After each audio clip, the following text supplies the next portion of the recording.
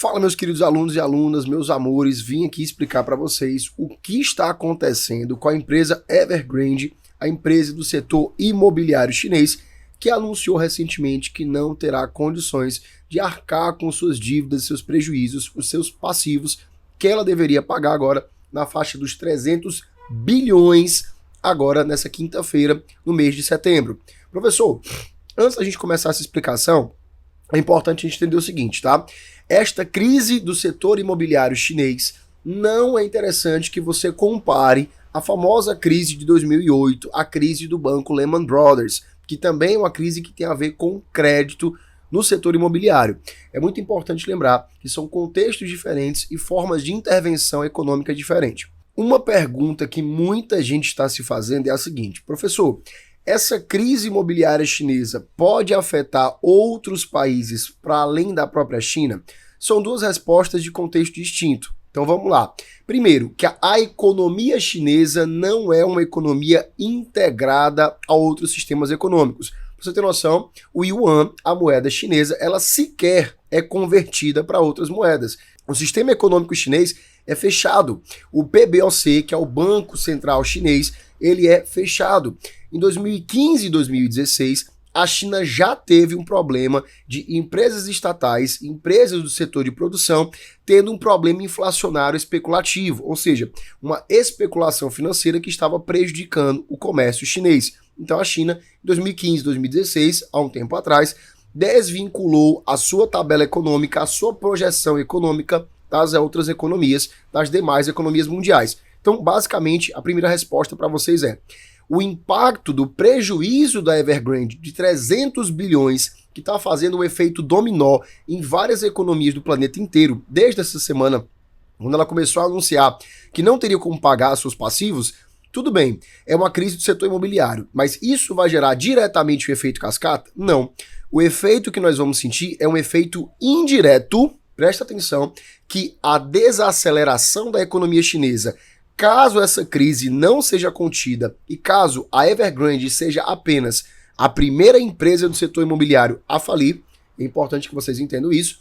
Se uma empresa de grande porte, de grande potência, está passando por essa dificuldade de pagar suas dívidas, e a Evergrande já vinha anunciando que estava endividada, muito endividada, é a empresa mais endividada que nós temos hoje, já estava anunciando isso há muito tempo.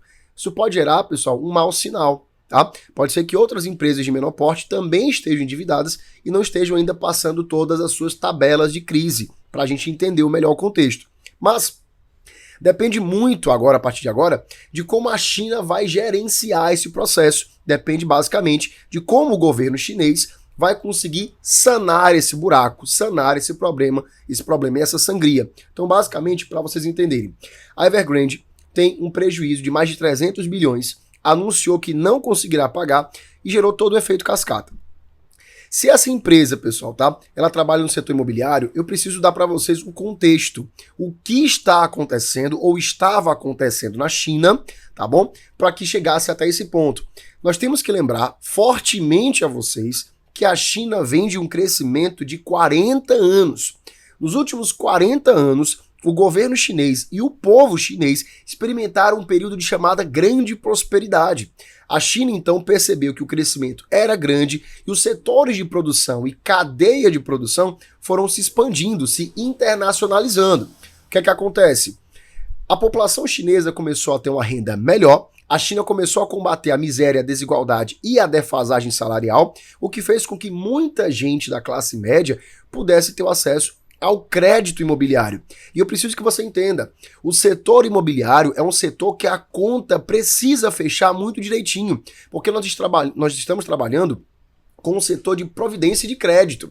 O capitalismo, ele trabalha com o futuro, especulação do futuro. Eu trabalho em cima de projeções do futuro. Então o que está acontecendo agora? Veja, o setor do banco imobiliário, tá? Quando você tem uma indústria imobiliária, eu preciso de um crédito de entrada, um crédito de saída. Eu preciso de crédito, empresa, para produzir o meu setor imobiliário, para levantar meu empreendimento, para levantar meu prédio, para levantar minha rede hoteleira, para levantar todo o complexo físico dos imóveis que eu tenho que vender. Só que essa conta tem que ser muito bem calculada, muito bem planejada, porque lá na ponta do outro lado, quem compra o meu empreendimento precisa ter crédito para poder comprar. É um custo muito alto, vocês devem saber disso, que basicamente necessita também de uma projeção de crédito. Então, as empresas pedem crédito para produzir e o consumidor final também precisa de crédito para poder comprar. Aí o que é que nós precisamos que você entenda? Esse crédito, por muito tempo, ele funcionou. Essa rotatividade de caixa ele foi funcionando. Só que nos últimos anos, a China já vinha dando sinais que estava entrando em processo de desaceleração. Não é uma crise. A China não tem uma crise econômica faz muito tempo, mas um processo de desaceleração. Ela está botando um pé no freio pouco a pouco. O que é que vem acontecendo então?